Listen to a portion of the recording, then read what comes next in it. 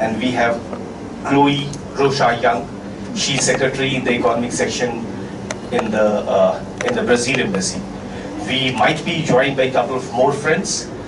Some of them have requested that they will not speak, they will be observers. We will appreciate that. But we do request that if you have some clarifications or some questions or some observations, then you might as well speak. So I don't think I need to do much ado about what discussions have been since morning. As all of you have been here for quite some time, I guess, there have been questions on what would be the legal form, what would be the character of obligations of the parties, whether we are online to achieve capitalization of the GCF, how the review process will embed learnings from the IPCC in the coming agreement and things, etc. There have been questions on pre-2020 commitments of the country and how ambition can be enhanced in these. The central question for me today is that whether politics can deliver what science demands and what we need to do to achieve that. So I would first request Henriette Fagman to respond on that and share EU's perspective of what they expect in Lima and what is their perspective on different dimensions of agreements that we seek to achieve at Lima. Okay, thank you very much. So, good afternoon everybody. My name is Henriette. I am working in the European Union delegation here in Delhi, as it was said. I've joined in New Delhi only on the 1st of August, so everything is still brand new to me. So I apologize if I don't know everything about the Indian context. Apart from covering climate change, I'm also covering environment and energy, so it's a wide portfolio. So please don't ask me all the detailed questions. I heard already this morning that you know many details that I had never even heard about, so don't expect that I can reply to everything. But of course, that being said, I do have a lot of colleagues in Brussels who have been involved in this for a long time and who have all the detailed knowledge. So if there should be any more specific questions, then I'll be very happy to revert afterwards. But also just to say that I am extremely happy to meet you and to be here, because it's my firm belief that NGOs are a crucial part of improving any part of society. So I'm happy to see a broad group. I guess you're also working on other things than climate change, all of you, and I think that's very much needed. And I think we have, in many ways, to see how we can work together, because basically, in the end, we all want the same thing, which is a better world, however we each of us define that. So please do feel free to also afterwards come and talk to me also about other things, and if you have things where you feel we could work together in the future, please come and see me in the EU delegation. We're just over here in golf links for the time being, so feel free to do that and to keep me informed about your positions. I think, as I said, NGOs have a crucial role. So we've heard this morning already quite something about who should do what in the international context, who has most responsibility, should India really do as much as somebody else, or does the US really want to do what they should do, and so on and so on. That's a very important discussion, but the other important discussion is also one that you can very well take part in, which is what can India actually do, and what should the government really be doing. We've seen a lot of things that the government is planning to do on climate change related issues, and I think you have a very important role there to stimulate this kind of discussions and to push. I hope we will have some representatives from government in a few minutes, a little bit later. So at least there you will have a chance to state what you think should be done and could be done. So these are the two type of roles that I think you have and you should have. So I wanted to say first a little bit about the European Union. I don't know how well you know about us. So maybe you know that we have 28 member states. We have a commission with a number of different commissioners that are the same as your ministers here, so they have different portfolios. And just now, on the 1st of November, we had a new commission. They are in place usually for 5 years, unless something goes wrong, and we hope not. So they will be here for the next 5 years, and of course they are carrying on with the European policy that has been outlined so far. So there are not going to be any big significant policy changes, but it is interesting, I think, to know that we have a new leadership in Europe. You have a new leadership here, so I think that should give some very good opportunities to move forward and to see where we can really find some common goals and objectives and work together in a positive way. So that was just some information. Then just to say maybe a little bit more about the climate and energy policy is organized in Europe. We have now, you're not Maria Kay. No, I'm not. I'm her friend. I will tell you something about Poland and her expectations. I'm sorry for it. No, so just to say that the way the climate and energy policy is organized now is that we have an so-called Energy Union Commissioner. His main responsibility is to look at energy security inside the European Union. But then he also has under him a Climate and Energy Commissioner who's called Mr. Cañete. And so this is the first time where we really have climate and energy policy together under one commissioner. I think that's an important thing to know and to understand. We hope that that will of course help us to have a lot of coherency between our energy policy and our climate change policy. Maybe you know that on the 24th of October the European Union agreed some new targets for 2030, and now we have a legally binding reduction of CO2 of at least 40%. We also have a commitment to increase the share of renewable energy to at least 27%, and also the energy efficiency there is a commitment to increase also by 27%. There's also a boost to a commitment to boost the internal European energy market through a boost of the interconnection between the countries. That's maybe something that's more relevant internally. So we feel that this target is quite ambitious. It puts us, we would say, quite far ahead on the curve as when it comes to the other G20 countries' economies. And we feel that this brings us really in a good state of preparedness for Paris. The intention is that this will allow the EU to table our contribution to the global agreement by the end of the first quarter of 2015, which is, as you know, the timeline that has been agreed. It's also the intention to translate this target into EU legislation. As you know, we have for a long time been convinced that this legal certainty of the commitments is a crucial part of a successful agreement. So this will also be done inside the EU. Of course, we hope now that other countries will come forward quickly with their INDCs, and hopefully we will soon know more than we did just a few months ago. So, as has already been mentioned this morning, a couple of days ago we had a commitment announced from the US and China, and we think that this is a positive signal. We feel that this gives a new momentum to the international process.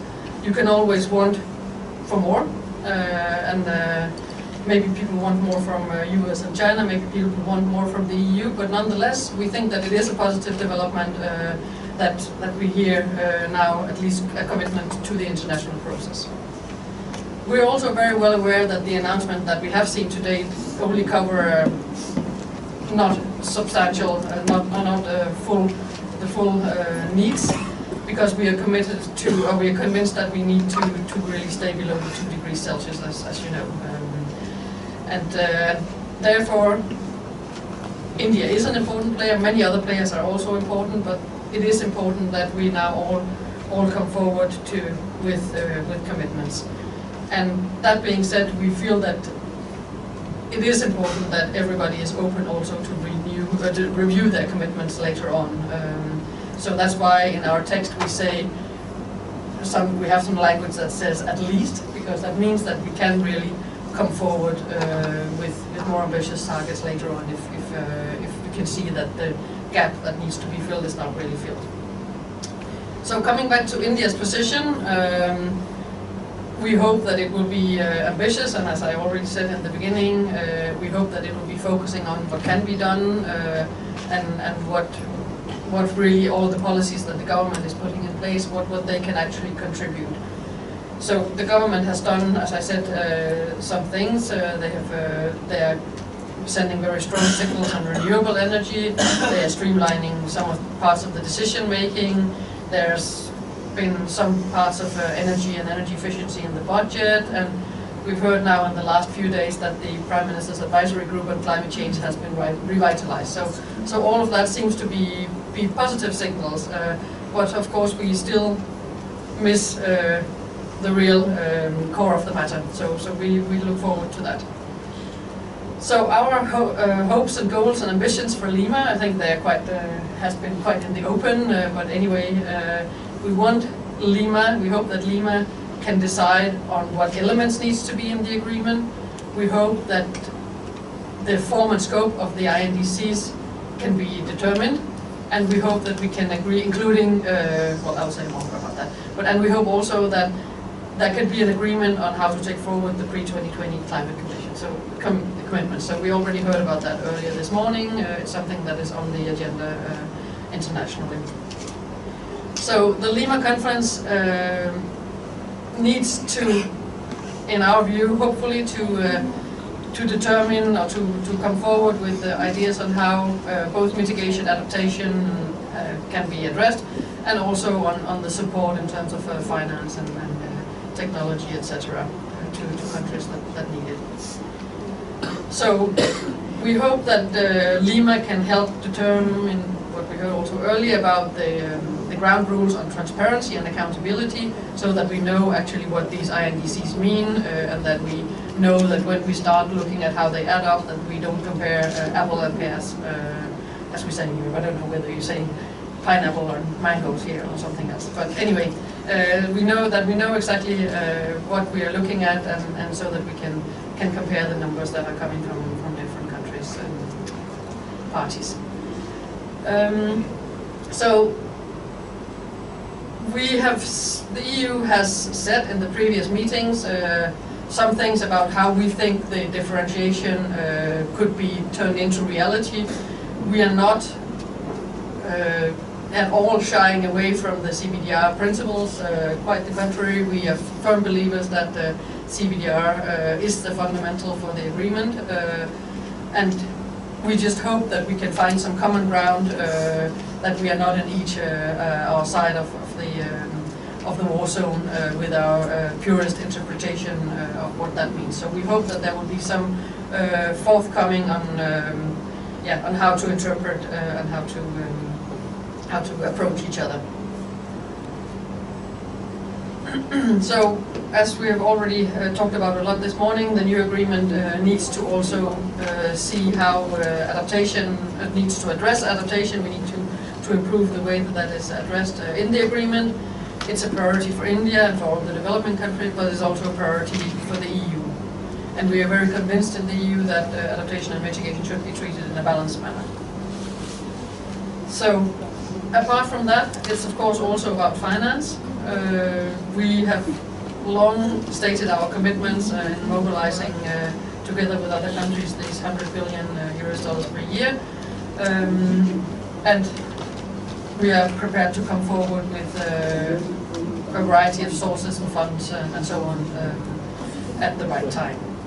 So, just as a sort of a conclusion to this short statement, the EU is committed to find a way forward that also includes India in a very sincere way.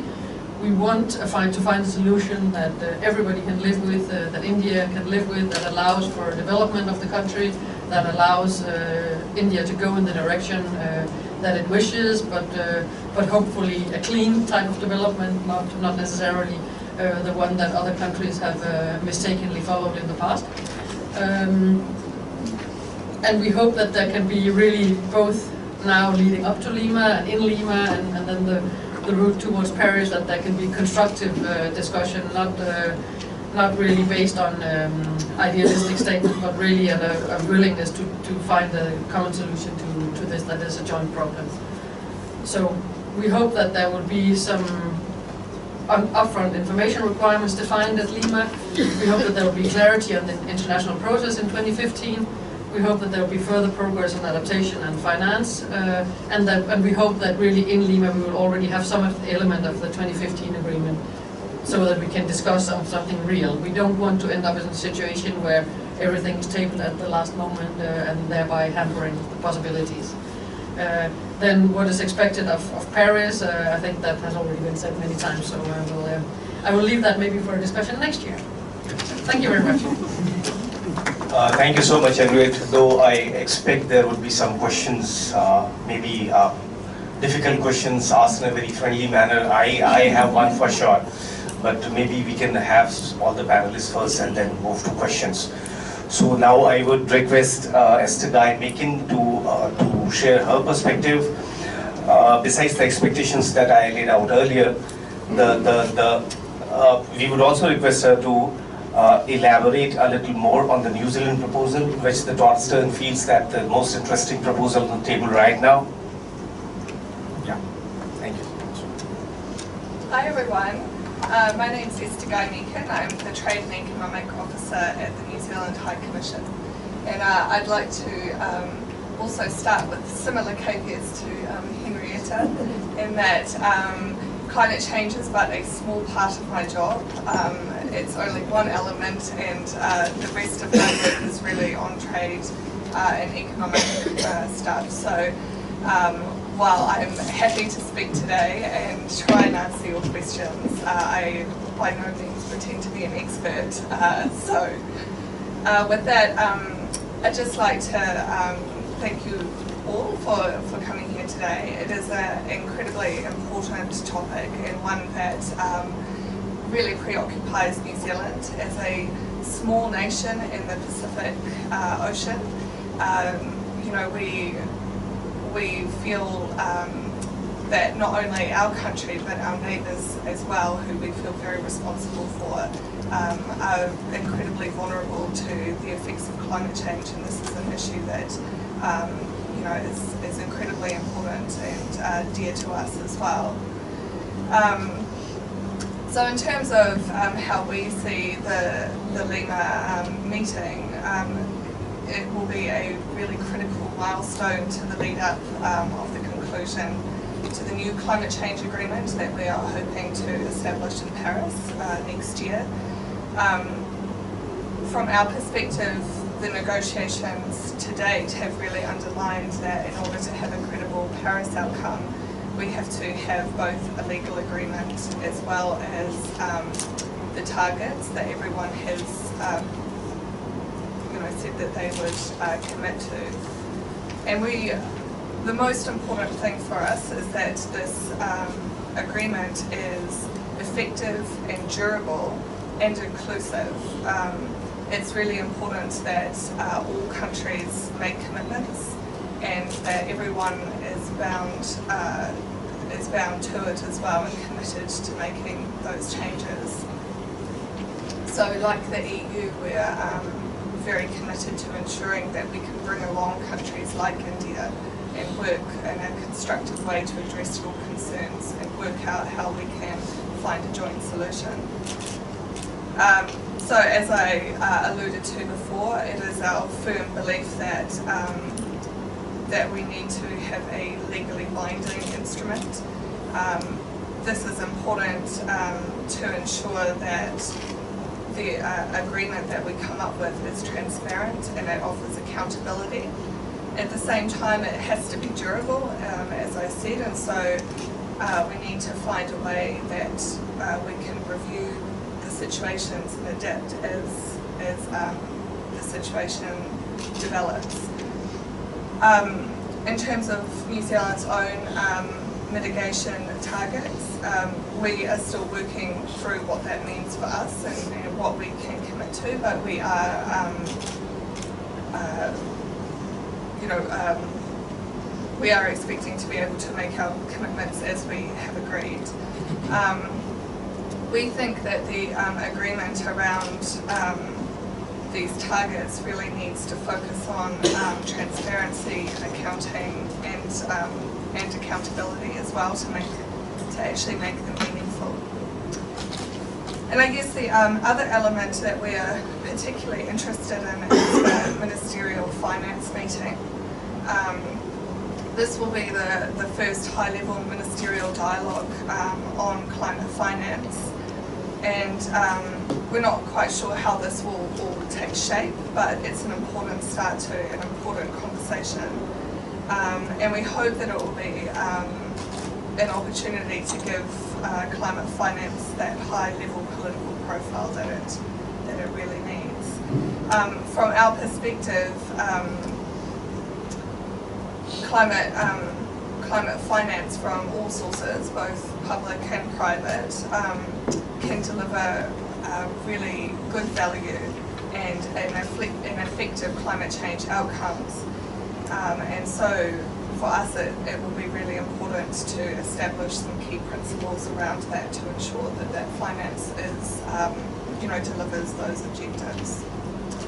So that's all I really have to say for now, but just to reiterate that these sorts of discussions are really useful. They're useful for you, but they're also really important for us because hearing different perspectives and different ideas, we do take those back and feed those into our system and have conversations about those. So these kinds of dialogues are really invaluable. Thank you so much, Esther. Now I invite Chloe Rocha Young from Brazil. Thank you. I should begin with the same disclaimer as my colleagues. Unfortunately, or fortunately, I don't know yet, I used not to work with climate change. I used to work with WTO dispute settlement. It's a quite different field, but we all have to be a little bit of multitask here when representing our country, and now I'm also working with climate change here in Delhi. Well, I've been in this morning watching our discussions on the matter, and they've been quite interesting, and I truly hope that in the end of the day you don't lose hope on politics. Let's try to, or at least at the end of the year you don't lose the hope on politics and the negotiations on the CoP meeting. Well, in Brazil's point of view, we have to achieve the necessary level of ambition and engagement from all the parties so we can achieve the target of the 2 Celsius in relation to pre-industrial levels. One thing is that we shouldn't neglect the principle of common but differentiate responsibilities, of course, and which could be some kind of backtracking if we start to discuss it all along once more. The UN F-CCC is already being established. We have to work from it, not discuss, not come back to it and start discussing it once more. Majorly, some perspective regarding the agreement on 2015. We think that it should allow for increasing emission and global effort, straightening and majorly scaling up the implementation of all pillars of the UN F-CCC. Not only on mitigation, but mostly also in adaptation, finance, technology development, and capacity building. What is majorly important to see is that Paris will not be the end of it. We hope it will be the end of negotiations for negotiations only, and rather the start of a full implementation mode of policies on climate change. What can I say? Countries have to bring some quantified and predictable approach to it on their INDCs. And regarding exactly the INDCs, I just wanted to make some comments on it. Majorly, first, they should approach mitigation, adaptation, and implementation goals. Also regarding finance, technology, and every possible politics you can put it on. But these commitments shouldn't be solidified on the first proposition. There should be also a chance to enhance these ambitions, and no permission for reduction of any ambition, perhaps only on extraordinary circumstances, perhaps resting from climate change exactly. But what we think is that these first intended commitments should be only the start, and then everybody should move forward to more quantitative measures. And on mitigation specifically, Brazil has a proposition, and someone questioned it during this morning. How was our conversation? Mainly we divide in the possible targets in 5 areas. One, quantified economy-wide absolute emission limitation or reduction target. 2, quantified economy-wide also, but a target relative to a projection of emissions. 3, also a quantified economy-wide, but a target relative to unit of GDP in relation to previous year. 4, quantified economy-wide and target per capita. And 5th, 1, non-economy-wide action. And on our proposition, developed countries should focus on the first, with absolute emission limitation and reduction targets. Developing countries are encouraged to present a proposition on any kind of target from 1 to 4. And these developed countries are most encouraged to present something on the 5th kind, the non-economy-wide. And all parties should move upwards over time. It's kind of, if you think of a cycle, you have the first one, the absolute quantitative terms target in the middle, starting with developed countries. Then you have the other economy-wide targets presented by developing countries. And then right in the end you have the non-economy-wide actions, hopefully presented by these developed countries. And everybody should walk to the center of this. I forgot the name in English. Circles. Thank you. Sorry. And this is one of the propositions from Brazil.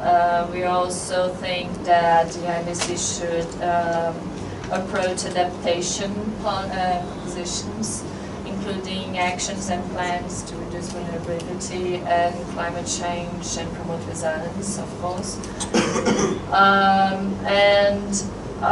Regarding means of implementation, developing countries could put also some South-South cooperation on the matter. That would be most interesting. And developed countries shall include and update also quantified financial targets and actions. One last thing that I wanted to talk, another point regarding INDCs. It's because there's been many discussions regarding the review that the INDC should be submitted to. But we have to have a little bit of realistic approach. If developing countries are bringing their INDCs on March and developing countries hopefully until June, we don't have much time until Paris to review all the INDCs on scientific and technical manner that it requires to. So, and also there's one thing that worries us is that if INDCs are going to be reviewed right in the beginning. Perhaps some countries could use it as, how can I say, a political bargain. Oh, I'm not going to propose the 20% I wanted. I'm going to propose only 10% because I have to negotiate. So I could negotiate it till the 20 and get something else on the other hand. And that wouldn't help anything on achieving the agreement in 2015 with full implementation mode from 2015 onwards. And what we proposed in Brazil, and we're calling it the dynamic contribution cycle, and of course it has to be subject to discussions with other countries. It's some sort of review from Paris to the future. Mainly between 10 years period, every country comes with 2 plans. One 5-year contribution term, and another 5-year indicative contribution.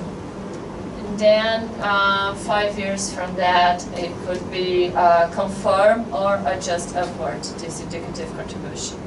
And for example, in 2020, say Brazil will come with some contribution for 2020-2025, and one indicative for 2025 to 2030.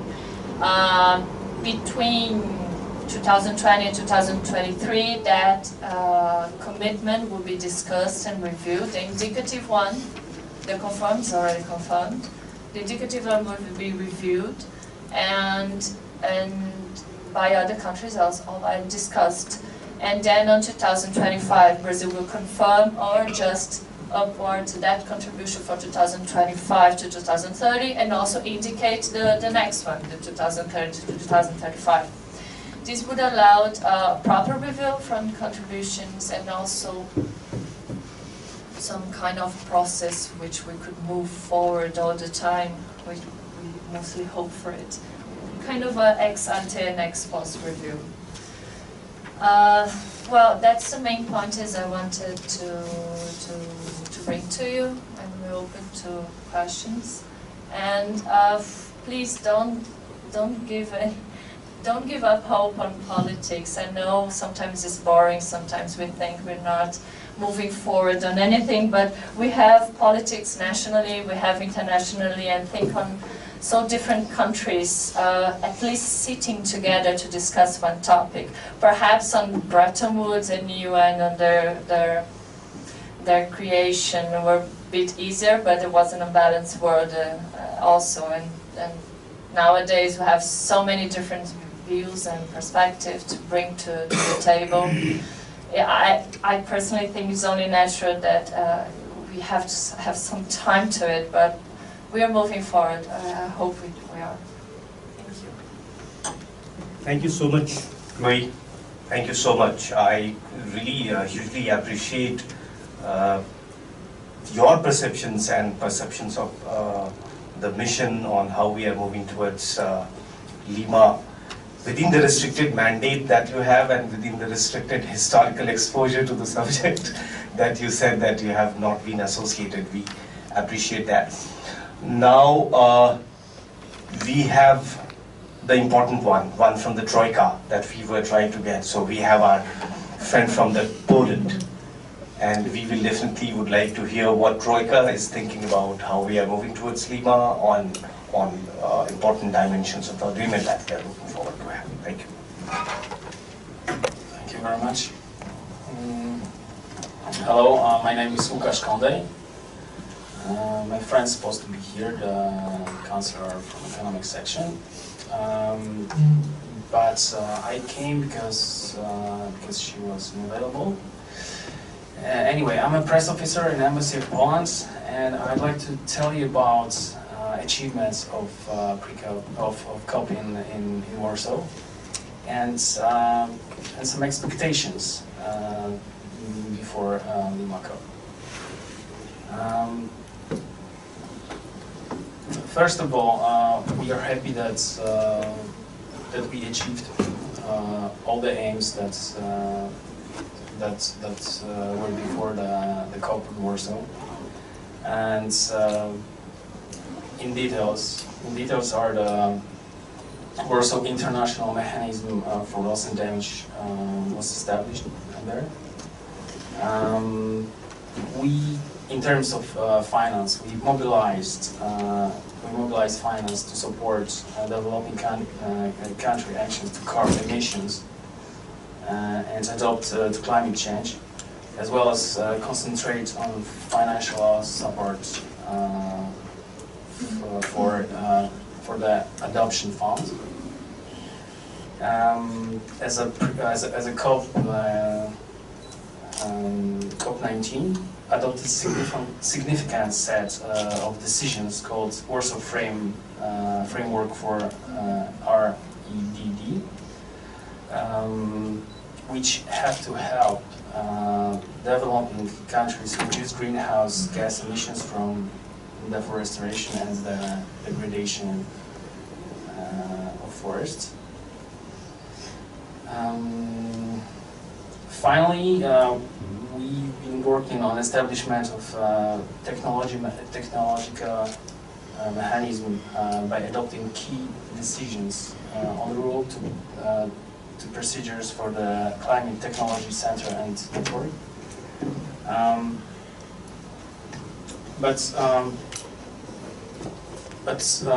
The very important thing was that we adopted the pathway to the new global agreement in next year. We strengthened the multilateral global climate process, which is it's supposed to be obvious, but it's not really as easy as you know on these summits.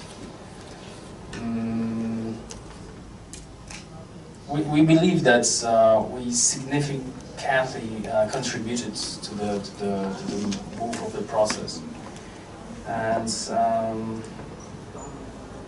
we try to build the confidence. We want to also invite not only countries but also the business, the cities, who also have their own voice in the discussion. So I was gonna say that in what's in our expectation, but that's what's it's one thing that we expect from Lima. And the last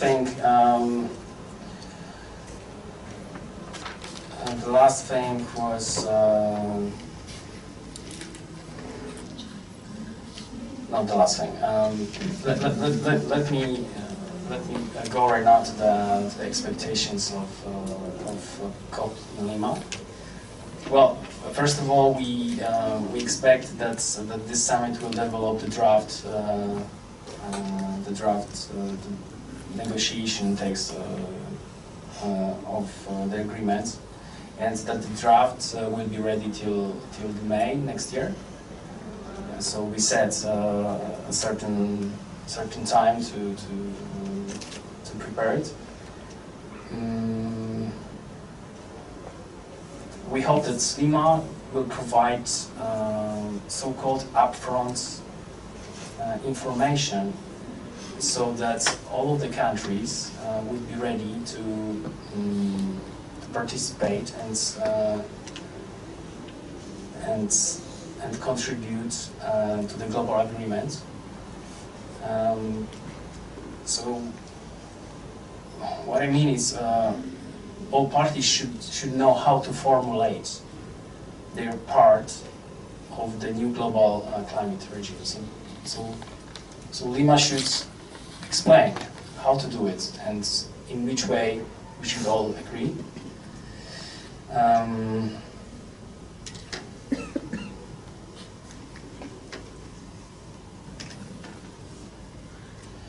As I mentioned in the achievements of Warsaw COP, we should allow to speak also the cities, the authorities from the cities and business, because all of us will contribute to that, and all of us have to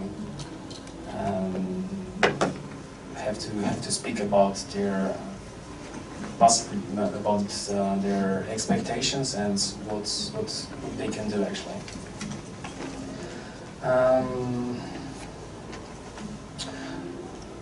I can tell you more about what have happened in Warsaw CoP, but we don't want to praise ourselves. It's we just wanted to show what has already been done and what Lima have to follow and what should be done in Paris. So if you got some detailed question about our expectations and also Warsaw CoP, I'll be happy to reply. Thank you very much. Thank you, Mr. Gondes. Good that you could join us, and we are still very pleased that last year on this occasion, Deputy Minister, Environment Minister of Poland, Ms. Beata Czarnecka, could join us, and we also had a meeting at Warsaw with her on how the negotiations are going forward. So thank you very much for joining us. Now I invite Mr. Sandoval, his first secretary from the Mexican Embassy, to share your expectations and perceptions on how we are moving towards Paris. Thank you very much. Good afternoon, ladies and gentlemen. Let me tell you, we request information from our own Ministry in Environment and Natural Resources in order to talk something about the policy of Mexico in that matter, but we don't receive any information yet, and for that reason I cannot talk nothing about that, because the embassy is not the authority to explain about that matter. I am very sorry, but that is our reality. Thank you so much. We appreciate your presence, and that shows that you are also equally keen to have a good, durable, effective agreement in Paris. Now, if there are some questions, we can take those questions. Yeah. Yeah.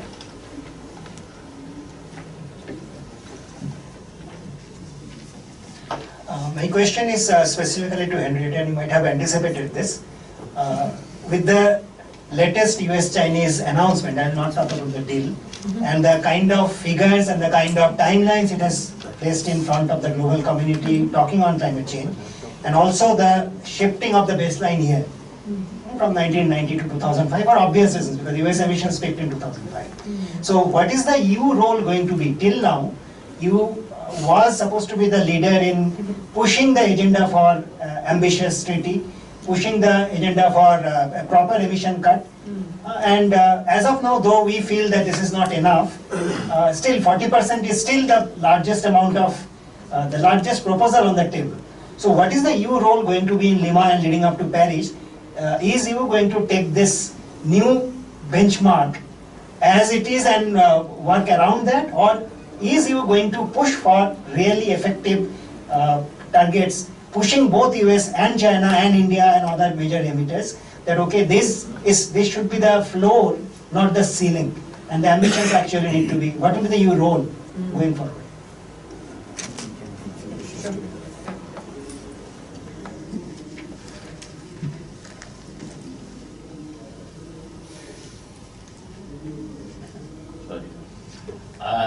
I will talk, sorry, not a question, but I would like to share with you all, especially European Commission and my friends from developing countries. As we all know that Montreal Protocol, one of the protocol which is known to be the most successful international treaty in the world today, that we agree and everybody has agreed that ozone layer is the recovery. But at what cost? Madam, technology, which is, there was there is an article, Article 10 in Montreal, and there is one article in the Kyoto Protocol also, that technologies will be transferred at fair and free cost, or favorable cost. But I have worked with the Montreal Protocol, and many of you must have done, that there was CFC which was to phase out, chlorofluorochemical, which was, alternative was HCFC. We did CFC, we did HCFC. Now, HCFC alternative is the HFC, which is not ozone depleting substance. But now, some developed countries like US is pressing hard to phase it out under Montreal Protocol, which is not correct, though our ministry or our minister must have agreed. Okay, that is a different question. What I am trying to say, this article, though we have phased out, but no technology, physically, I must tell you, negligible technology transfer has taken place in the world, and still we have phased out. Can I can feel that that should not be in the Kyoto, in this negotiation. So how our government, civil society, and others will take it up in the Lima and also in our other Paris conference. Because I know that the phase out has taken place, but at very high cost to the government of India, to the government and to the consumers of the country. I'll give you an example. Yeah, your question is well understood, I think, and appreciated. We don't try to make this UNFCCC, it's already too complicated. If we try to mix it with Montreal Protocol, it will be all the more difficult. So your question is understood and well so appreciated. please think about it also if this can go into the Lima. Any other questions?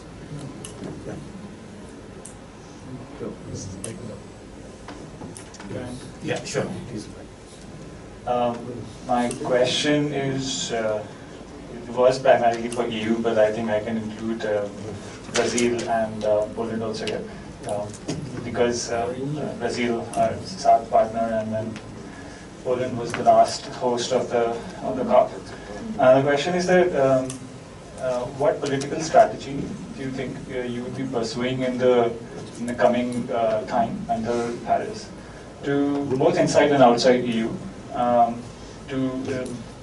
as someone was asking, I think the moderator himself, that how do you respond to what science is demanding, and what also I will add to that, what the humanitarian needs are demanding, because I believe, especially for EU, there is a stake in, say, India, China, Thailand, because a lot of the trade is happening from here. A lot of your essential products are going from here, so which will get impacted, including agriculture, because of climate change. So,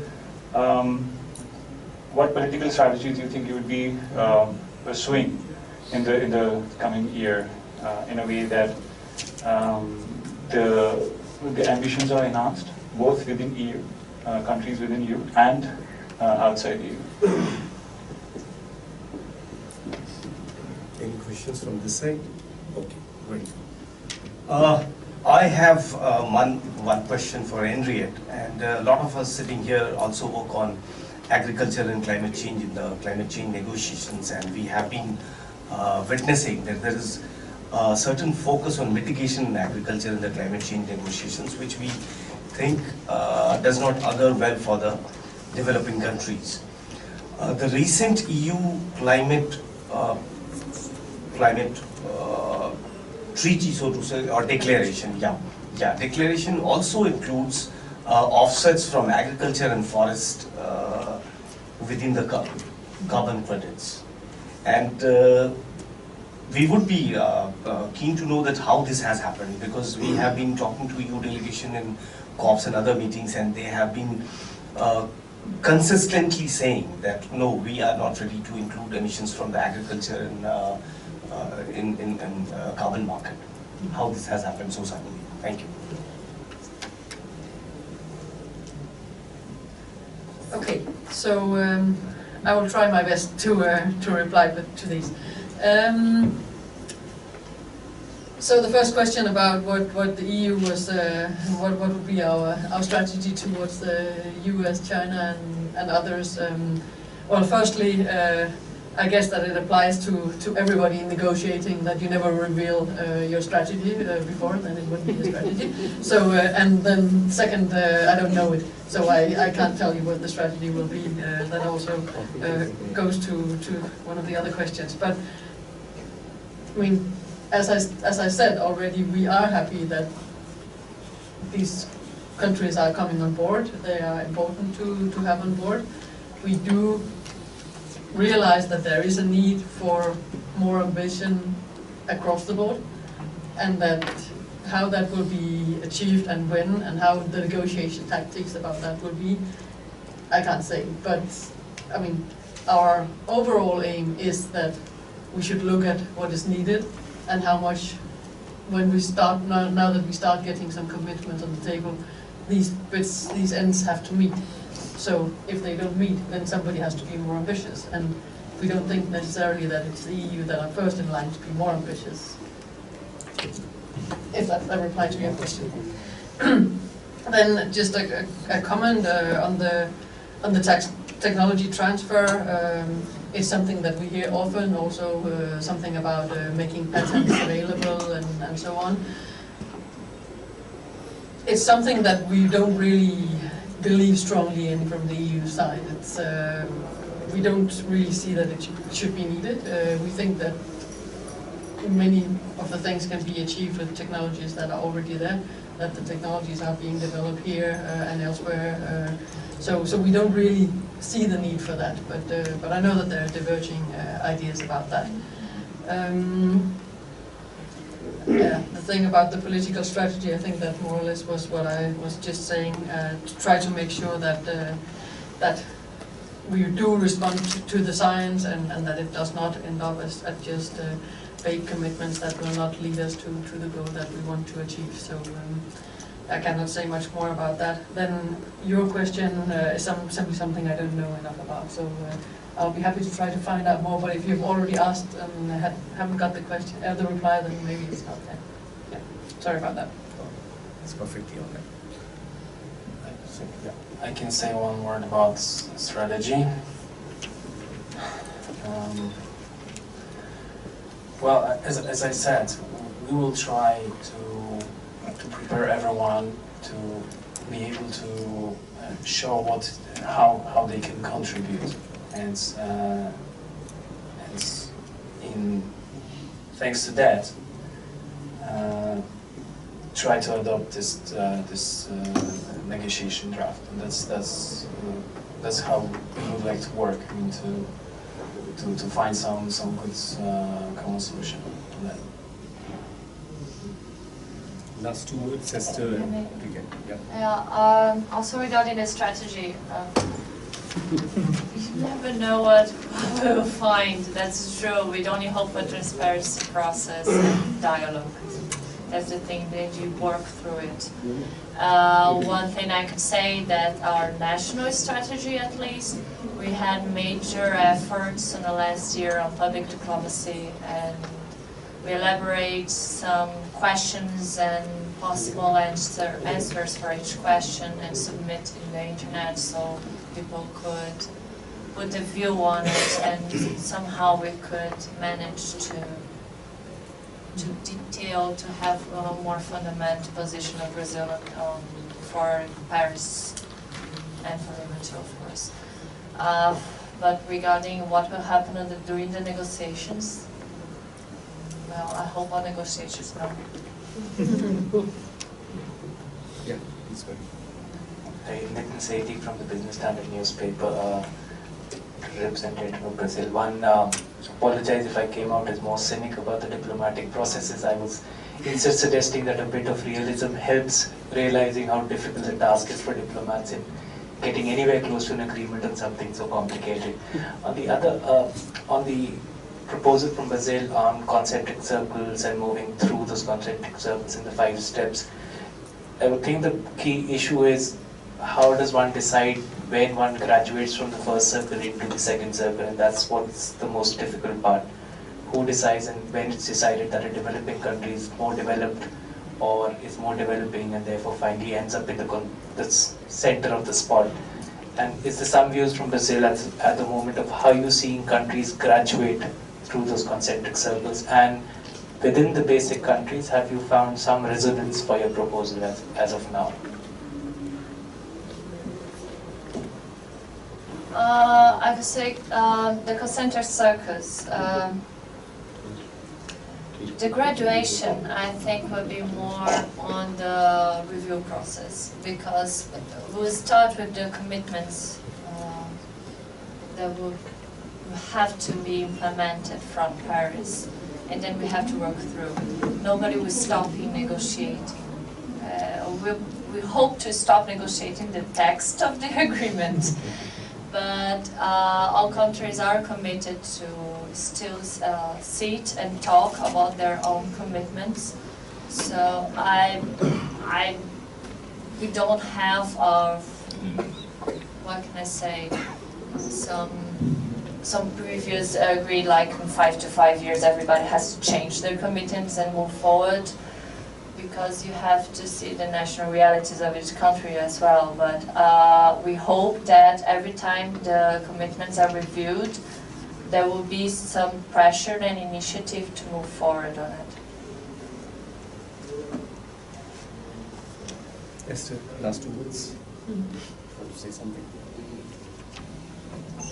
I guess just in relation to that question with strategy, you know, New Zealand is a very small country, and you know, we do our best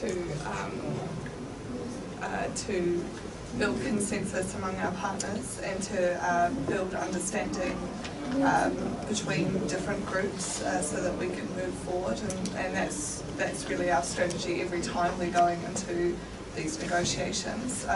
We need to bring people along with us, and New Zealand is not large enough to stomp our foot and get our way, and so really it's about building consensus among people, understanding, and that willingness to collaborate and work together to find a joint solution to things.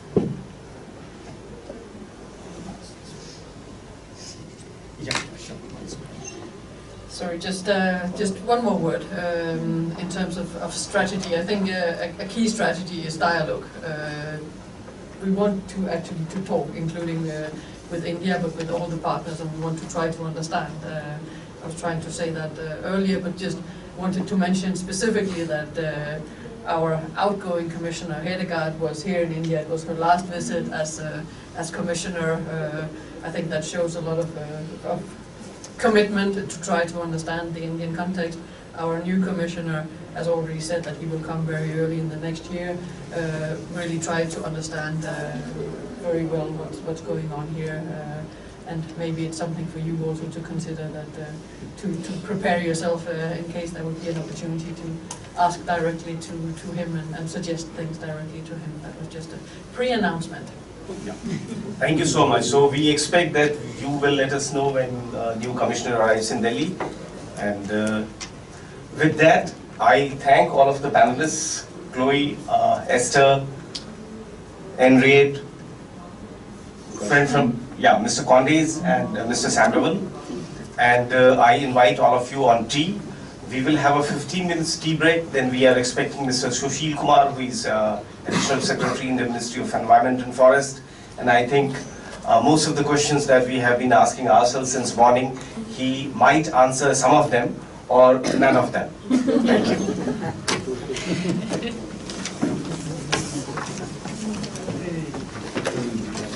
Second option is other for you.